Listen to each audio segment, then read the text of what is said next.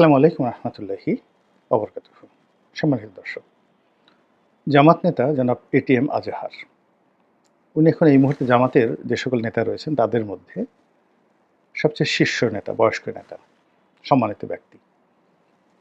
তিনি শেখ হাসিনার জমানাতে যে বিচার হয়েছে, যুদ্ধ অপরাধীদের বিচার হয়েছে, সেই বিচারের রায় দণ্ডিত আসামি ছিলেন, সর্বোচ্চ শাস্তিপ্রাপ্ত আসামি ছিলেন। এবং শেখ হাসিনা যদি আর কিছুদিন থাকতেন তাহলে তাকেও জামাতের অন্যান্য নেতাদের মতো ফাঁসিতে চলতে হতো, কোনো সন্দেহ ছিল না। কিন্তু এখানে প্রকৃতি তাকে নিয়ে নিদারুণ একটা খেলা খেলেছেন। তিনি আবার সেই শেখ হাসিনার পতনের পর তিনি যাকে বলা হয় মহামান্য সুপ্রিম কোর্টের যে অ্যাপিলেট ডিভিশন, সেই অ্যাপিলেট ডিভিশনের যে রিভিউ করেছিল যে আমাদের নেতারা, সেই রিভিউ পিটিশনে তিনি একেবারে খালাস লাভ করেছেন। তিনি খালাস লাভ করার পর তিনটি ঘটনা ঘটিয়েছেন। এক নম্বর হলো অতি দ্রুত গতকাল রায় হয়েছে, সে রায়ের সংক্ষিপ্ত রায়, সেই রায়ের কপি একেবারে যাকে বলা হয় বিদ্যুতের গতিতে কারা কর্তৃপক্ষের কাছে চলে গেছে এবং তার চেয়ে বিদ্যুতের গতিতে তিনি সেখান থেকে মুক্তি পেয়েছেন। এবং তিনি সম্ভবত হাসপাতালে ছিলেন এবং সেখানে তাকে মিষ্টিমুখ করানো হয়েছে। তারপরে তাকে সেখান থেকে একেবারে দামি গাড়িতে করে, ছাদ খোলা সেই টয়োটা ল্যান্ড ক্রুজার প্রাডোতে করে, যে গাড়িতে সাধারণত জামাতের আমিরও চড়েন না, আর জামাতের লোকজন সাধারণত এত দামি গাড়িতে চড়েন না, কিন্তু সবচেয়ে দামি গাড়িতে যারা আওয়ামী লীগ বিএনপির নেতারা চলেন, ওইরকম একটা গাড়িতে করে তাকে সংবর্ধনা দেওয়ার জন্য সেই জেল ফটক থেকে, যেটা বেসিক্যালি হয়তো কোনো হাসপাতাল ছিল এটা, তো সেখান থেকে তাকে শাহবাগে আনা হয়েছে। তিনি ছিলেন বেশ আলহামদুলিল্লাহ, তিনি ছিলেন বেশ উৎফুল্ল, উজ্জীবিত এবং তারুণ্যে ভরপুর। তার দাড়িতে সফেদ মেহেন্দি বা মেহেদি লাগানো ছিল। তারপর মেধহীন শরীর, মুখে হাসি, হাত টেনে নাড়াচ্ছিলেন একেবারে নতুন বিজয়ের একটা আনন্দ নিয়ে। গাড়ির ছাদ খোলা গাড়ির মধ্যে মাথা বের করে তিনি হাত নাড়াচ্ছিলেন সমবেত জনতার উদ্দেশ্যে। তারপর শাহবাগের যে সংবর্ধনা মঞ্চ, সেই সংবর্ধনা মঞ্চে তিনি বীর বিক্রমে উঠলেন, বক্তব্য দিলেন আর ঘোষণা দিলেন তিনি এখন মুক্ত। আর প্রশ্ন করলেন শেখ হাসিনা এখন কোথায়। আরও হয়তো বলেছেন, কিন্তু এটা আমি এই সময়টিতে যখন করছি তখন পর্যন্ত পত্রপত্রিকায় তার বক্তব্যের ইন ডিটেলস আসেনি। তবে আবার তিনি সেখান থেকে জামাতের অফিসে গিয়েছেন এবং যে রুমে তিনি বসবেন সেই রুমে সুসজ্জিত একটা কামরায়, তার রুমে এসি লাগানো, সেখানে তিনি একটি কেদারায় আসনে তিনি বসেছেন। জামাতের আমির শীর্ষ নেতারা তাকে ঘিরে ধরেছেন এবং পুরো জামাত অফিসে একটা খুশির বন্যা বয়ে চলছে। এখন এই যে একজন ফাঁসির আসামি, নিশ্চিত শেখ হাসিনা থাকলে নিশ্চিত তার ফাঁসি হতো। সেখান থেকে যে তার জীবনে যে পরিবর্তনটা এলো একেবারে বলতে গেলে গত ২৪ ঘন্টার মধ্যে, এটার পেছনে রাজনীতি কতটুকু দায়ী, এটার পেছনে খুদাই যে কুদরত, আল্লাহর যে কুদরত, রহমত, বরকত কতটা দায়ী। এটা কি এমনি এমনি ঘটেছে, নাকি জনাব এটিএম আজহার তিনি একজন আল্লাহর ওলি, তাকে বা তার মতো যারা লোকজন রয়েছেন তাদের প্রতি অবিচার করে শেখ হাসিনার যে পতন সেটা হয়েছে, আর আল্লাহ তাকে পুরস্কৃত করেছেন আগামী দিনে চাহে তো তিনি জামাতের নেতা হিসেবে সংসদে যাবেন, মন্ত্রী হবেন, এমপি হবেন, এমনকি যেহেতু তিনি জামাতের সবচেয়ে সিনিয়র ব্যক্তি সেক্ষেত্রে তিনি রাষ্ট্রপতি বা প্রধানমন্ত্রীও হয়ে যেতে পারেন। এই আল্লাহ মানে চাইলে কি না হয়। যেখানে ডক্টর মোহাম্মদ ইউনূস কখনো রাজনীতি করেনই নাই, করবেনও না, অথচ তিনি এই সময়ের মধ্যে তিনি দেশের প্রধানমন্ত্রীর চেয়ারে বসে গেছেন। তো এটা হতে পারে, সেই বিষয়গুলো নিয়ে এগুলো আলোচনা করব। তারপরে আরেকটা বিষয় নিয়ে আলোচনা করব যে এটা রাজনৈতিক একটা কৌশল হতে পারে। এটি ইতিবাচক হতে পারে দেশের জন্য, নেতিবাচক হতে পারে দেশের জন্য। জামাতের জন্য ইতিবাচক হতে পারে, জামাতের জন্য নেতিবাচক হতে পারে। তো এই সমস্ত বিষয় নিয়ে আলোচনা করার আগে উনার সঙ্গে আমার ব্যক্তিগত যে সম্পর্ক সেটা নিয়ে ২-৪ কথা বলা আবশ্যক। আমি তাকে কাশিমপুর কারাগারে পেয়েছিলাম এবং জামাতের অন্য সব নেতার থেকে তাকে একটু ব্যতিক্রম আমার কাছে মনে হয়েছে সব দিক থেকে। তিনি কথা কম বলেন, একেবারে নিপাট ভদ্রলোক। জামাতের অন্যান্য যে সকল নেতা, যেমন বর্তমান আমির রয়েছেন, তিনি খুবই বন্ধুবৎসল। যেখানে বসেন সবাইকে জমিয়ে নেন এবং তার যে চেহারা সুরত এবং আচরণ সবকিছুটাই আসলে পা থেকে নখ পর্যন্ত দেশের প্রচলিত রাজনীতির মতন করে। এখানে তিনি জামাতের আমির হলেও মূলত তার যে ক্যারেক্টারিস্টিক সেটা হলো টিপিক্যাল পলিটিশিয়ানদের মতো। তিনি খুবই জনপ্রিয় কর্মীদের মাঝে, সামাজিক অন্যান্য অনুষ্ঠানে সব জায়গাতে তিনি মধ্যমণি থাকেন।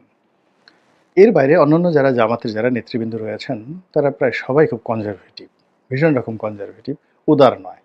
জামাতের মধ্যে ২ জন খুব উদার লোক ছিলেন যারা ফাঁসির কাস্টে ঝুলেছেন। তাদের মধ্যে ১ নম্বরে ছিলেন জনাব কাদের মোল্লা, ২ নম্বরে ছিলেন কামরুজ্জামান সাহেব। ভীষণ রকম উদার, আধুনিক মন মানসিকতা এবং বন্ধুবৎসল। আর জামাতের মধ্যে ধীর স্থির ক্যালকুলেটিভ ছিলেন মীর কাসেম আলী সাহেব। তো এরকম আমি তাদের সবাইকে যেহেতু কাছে থেকে দেখেছি, তো ওইরকম কারোর সঙ্গেই এটিএম আজাদ সাহেবের চরিত্র মেলে না। তিনি একেবারে ব্যতিক্রমধর্মী একজন মানুষ। প্রশ্ন করলে উত্তর দেবেন খুবই সংক্ষেপে। আদারওয়াইজ উপযাচক হয়ে তিনি কখনোই কারোর কাছে যানও না, কথাও বলেন না। তারপরে কারো প্রতি তার কোনো ক্ষোভও নেই, লোভও নেই, লালসাও নেই। ফাঁসির কাস্টে তিনি যখন ঝুলবেন সেটা নিয়ে আমি তার মধ্যে কখনো মনোবেদনাও দেখিনি, আফসোসও দেখিনি। আমি ওরকম খুঁটিয়ে খুঁটিয়ে তাকে বিভিন্ন রকম প্রশ্ন করেছি। তিনি খুব সংক্ষেপে সেই উত্তরগুলো দিয়েছেন। ফলে কি হলো, জেলখানাতে অন্যান্য জামাত নেতার সঙ্গে আমার যেভাবে একটা আন্তরিকতা হয় কিংবা যে ধরনের একটা সম্পর্ক হয়, এটিএম আজহার সাহেব আমার পাশাপাশি থাকা সত্ত্বেও সম্পর্ক ছিল, কিন্তু এই আন্তরিকতাটা হয়নি কখনো। কিন্তু তার প্রতি একটা শ্রদ্ধা, সহানুভূতি সবসময় ছিল। বিশেষ করে তিনি একটা খুব দুঃখজনক ঘটনা আমাকে বলছিলেন যে তিনি যখন গ্রেপ্তার হন তাকে ডিবি অফিসে নিয়ে যাওয়া হয়। তো তিনি যেটা আশা করেননি, ডিবি অফিসে তাকে যখন ইন্টারোগেশন করা হয়, একটা চেয়ারে বসতে দেওয়া হয়। একজন তরুণ কর্মকর্তা ডিবির, একেবারে বাচ্চা বয়সী, হয়তো এএসপি হবে বা সিনিয়র এএসপি হবেন। তো আরজাহার সাহেবের ছেলের বয়সের চেয়েও কম। তো তিনি সামনে এসে বসলেন, হাসি মুখে জিজ্ঞাসা করলেন কেমন আছেন, কী আছেন ইত্যাদি। আনএক্সপেক্টেড।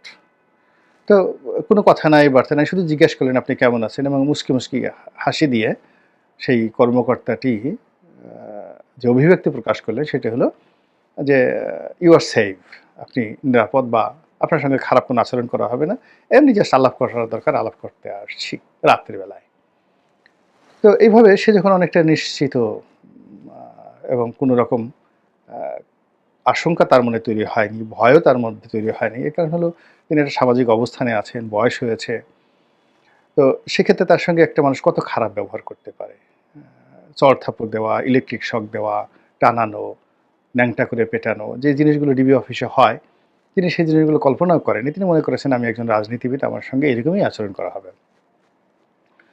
তো এরকম তিনি যখন চিন্তা ভাবনা করছেন তখন সেই কর্মকর্তাটি অল অন এ সাডেন সে হাসি মুখে বিরাট একটা লাঠি, মুগুর টাইপের একটা লাঠি, সেটা বের করে ওনার মানে হাঁটুর উপরে এমন জোরে বাড়ি দিলেন যে ওনার হাঁটুটা সম্পূর্ণ ভেঙে চুরমার হয়ে গেল। মানে উনি যেটা চিৎকার দিবেন, কেন বাড়িটা দিল, মানে একটা সেকেন্ডও তিনি চিন্তা করতে পারেননি। মানে এখনও তার কাছে একটা বিস্ময়।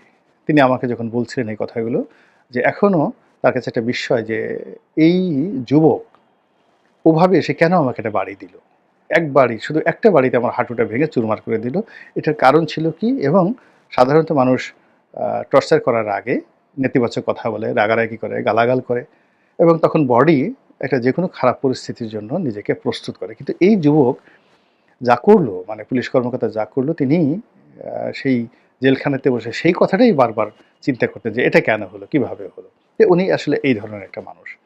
যাই হোক, আহ, তার মৃত্যুদণ্ড, তাকে নিয়ে আওয়ামী লীগের সরকারের যে রাগারাগি বাড়াবাড়ি, এটি আমি কেন হয়েছে কিভাবে হয়েছে আমি জানি না, কিন্তু তিনি খালাস পেয়েছেন। খালাস পেয়েছেন, সঙ্গত কারণে আমি খুশি হয়েছি। খুশি হয়েছি এই কারণে যে তার সঙ্গে আমার যতটুকু আলাপ আলোচনা হয়েছে, আমার কাছে মনে হয়েছে যে তার প্রতি জুলুম করা হচ্ছে। কিন্তু এখানে তার এই খালাসের মাধ্যমে দুটো নজির তৈরি হয়ে গেল বাংলাদেশে। এক নম্বর নজির হলো যে ক্ষমতার পালা পরিবর্তনের সঙ্গে সঙ্গে কোর্টের রায় পরিবর্তন হয়, এবং সেটা ঝড়ের গতিতে। এটা আমরা দেখেছি ডক্টর মোহাম্মদ ইউনূসের ক্ষেত্রে, বেগম জিয়ার ক্ষেত্রে, তারেক জিয়ার ক্ষেত্রে, জুবাইদুর রহমানের ক্ষেত্রে, তারপরে বিএনপির অন্য শীর্ষ যারা নেতৃবৃন্দ রয়েছেন, যাদের বিরুদ্ধে দুদকের মামলা ছিল, যাদের সহায় সম্পত্তি ক্রক ছিল, ব্যাংক অ্যাকাউন্ট ফ্রিজ করা ছিল, 24 ঘন্টার মধ্যে সব কিছু খুলে গেছে। তো এইরকম যদি আইন হয়, তাহলে এই আইন অঙ্গনে যারা আছেন তাদের প্রতি সাধারণ মানুষের বিশ্বাস কেমন থাকবে।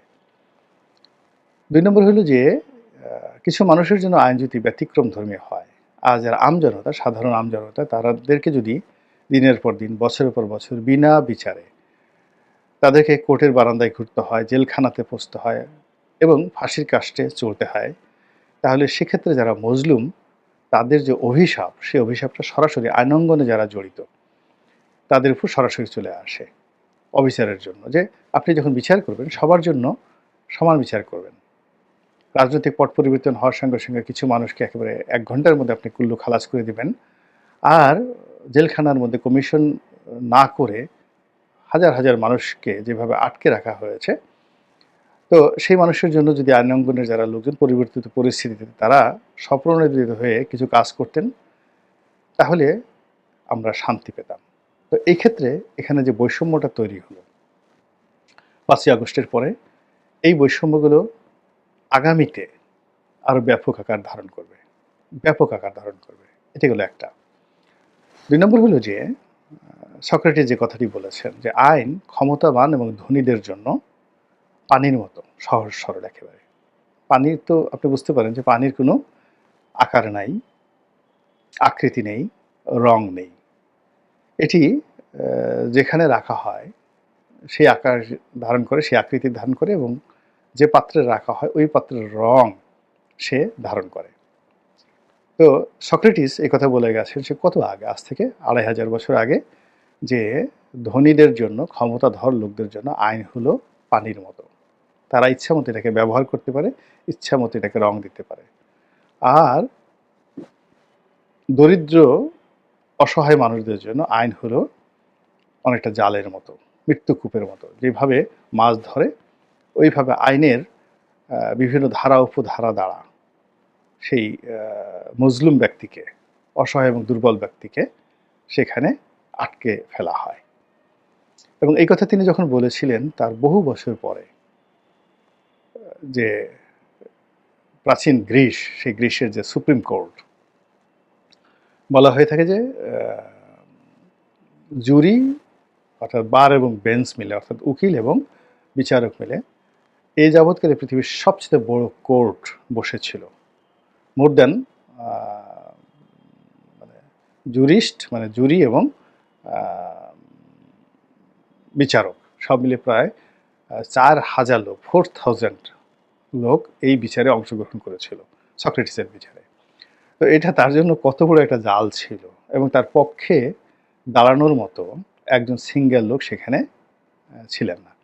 তো তখন উকিল ছিল, উকিলদের সঙ্গে সঙ্গে এখন জুরি ছিলেন, সিভিল সোসাইটি থেকে যারা নিয়োজিত ছিলেন তারা, তার সঙ্গে সঙ্গে আবার বিচারক ছিলেন, এবং সেখানে টোটাল 400-র মতো, 400-এর মতো শুধু বিচারকই ছিলেন।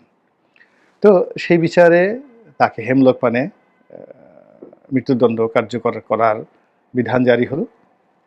বিচারকরা তাকে সুযোগ দিলেন আত্মপক্ষ সমর্থনের জন্য, তাকে সরি বলার জন্য, ভুল স্বীকার করার জন্য। তখন তিনি বিখ্যাত একটি কথা বলেছেন যে আমি জানি যে আমার এই যে মৃত্যুটা হবে,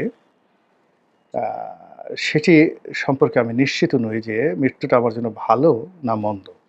মৃত্যুর পরে যে জীবন আছে আসলে আছে না না আছে এই বিষয়ে আমি জানি না, 50-50। তা দুটো বিষয়, একটা হলো যে আমি যে বিচারের কবলে পড়েছি এটা আমার জন্য ভালো না মন্দ, আর মৃত্যুর পরে যে একটা জীবন আছে সেটাকে আদৌ আছে কি না আছে এটাও আমি জানি না। কিন্তু যে বিষয়ে আমাকে সরি বলতে বলা হচ্ছে, অস্বীকার করতে বলা হচ্ছে, ক্ষমা চাইতে বলা হচ্ছে, সেই বিষয়টা আমি নিশ্চিত জানি যে 100% আমি এখানে সঠিক আছি। তো 100% একটা সঠিক বিষয় জানার পরেও 50-50 ভালো মন্দের জন্য আমি এই ঝুঁকি নিতে পারবো না। ফলে তিনি সেই মৃত্যুদণ্ডকে গ্রহণ করলেন এবং হেমলক পান করলেন। এবং আরও অবাক ব্যাপার হলো যে তিনি যেদিন তাকে বিষ পান করা হবে তার শিষ্যরা সবাই কাঁদছিলেন, তার মধ্যে প্লেটোও ছিলেন। তো সব শিষ্যরা আসলেন, কিন্তু উনি ছিলেন একেবারে যাকে বলে নীরব, একেবারে স্থির। তো তিনি তার প্রিয় শিষ্যদেরকে ডেকে বললেন যে আমি পাশের বাড়ির অমুখের কাছ থেকে একটা মোরগ আমি হাওলাত করেছিলাম, তো যেহেতু আমি মরে যাব তোমরা আমার পক্ষ হয়ে আমার এই ঋণটা শোধ করে দিও। এই ছিল তার শেষ বাক্য। তো যা হোক, এখন সেই যে বিচার, সেই বিচার এখানে হলো। এই বিচার নিয়ে যেহেতু বিচারিক বিষয়, কথা বললে কন্টেম্পট অফ কোর্ট হয়ে যেতে পারে, কথা বললে অনেকের রাতে ঘা লাগতে পারে, কথা বললে অনেকের মব হয়ে যেতে পারে। এখন এখানে আল্লাহর কুদরত থাকতে পারে, আমাদের কুদরত থাকতে পারে, বিচার বিভাগের ক্যারিশমা থাকতে পারে, এখানে রাজনীতি থাকতে পারে। কিন্তু ঘটনা যাই হোক না কেন, সেই যে 1/11 থেকে শুরু হয়েছে, যেটা সেই 2006 থেকে আজ অবধি আমাদের বিচার অঙ্গনে যা কিছু চলছে, এটাকে কোনো অবস্থাতেই স্বাধীন বিচার বিভাগের যে ইতিহাস, যে ঐতিহ্য, এই বিচার বিভাগের যে মান, যে মর্যাদা, যে সম্মান, এটিকে ভুলুণ্ঠিত করেছে, এটিকে আপহোল্ড করেনি, এটিকে মাথায় তুলে রাখেনি। এখানে যারা কাজকর্ম করছেন, অতীতে যারা কাজকর্ম করেছেন আর এখন যারা করছেন, তাদের কোনো কর্মই আগামীতে ভালো কোনো নজির তৈরি করবে না। ২ নম্বর হলো যে এখানে আল্লাহ রাব্বুল আলামিন যদি তার কুদরতে এই কাজটি করে থাকেন, তাহলে এর থেকে আমাদের অনেক কিছু শেখার আছে, অনেক কিছু শেখার আছে। পৃথিবীর কোনো কিছুই শেষ হয়ে যায় না। পৃথিবীতে এমন কোনো জড় পদার্থ নেই যার কোনো শক্তি নেই, সবার মধ্যে একটা শক্তি লুকায়িত থাকে। আমরা এই পৃথিবীতে যে ক্ষুদ্রতর শব্দ উচ্চারণ করি, সেটা আমি করি, ঝিঁঝি পোকা করুক বা জোনাকি পোকা করুক, অথবা ছোট ছোট ব্যাকটেরিয়া, ভাইরাস, যাদেরকে অনুবীক্ষণ যন্ত্র ছাড়া দেখা যায় না, তাদেরও একটা শব্দ রয়েছে। এই সকল শব্দগুলো এই পৃথিবীর বায়ুমণ্ডলে একটা রেকর্ডার আছে, এই রেকর্ডারে রেকর্ড হচ্ছে। এবং যারা ধর্মকর্মে বিশ্বাস করেন তারা জানেন যে কিয়ামতের দিন এই রেকর্ড আল্লাহ রাব্বুল আলামিন বাজাবেন, যার জন্য প্রযোজ্য তার সামনে বাজাবেন সাক্ষ্য হিসাবে।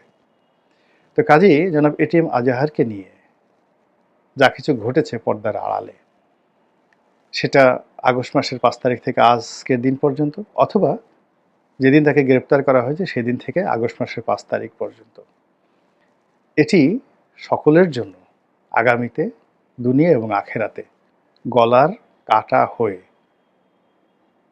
তাদেরকে দোজাহানে, দুনিয়া এবং আখেরাতে ক্ষতিগ্রস্ত করবে বলে আমার কাছে মনে হচ্ছে। মহান আল্লাহ আমাদের সবাইকে হেদায়েত দান করুন এবং হেফাজত করুন। আসসালামু আলাইকুম ওয়া রাহমাতুল্লাহি ওয়া বারাকাতুহু।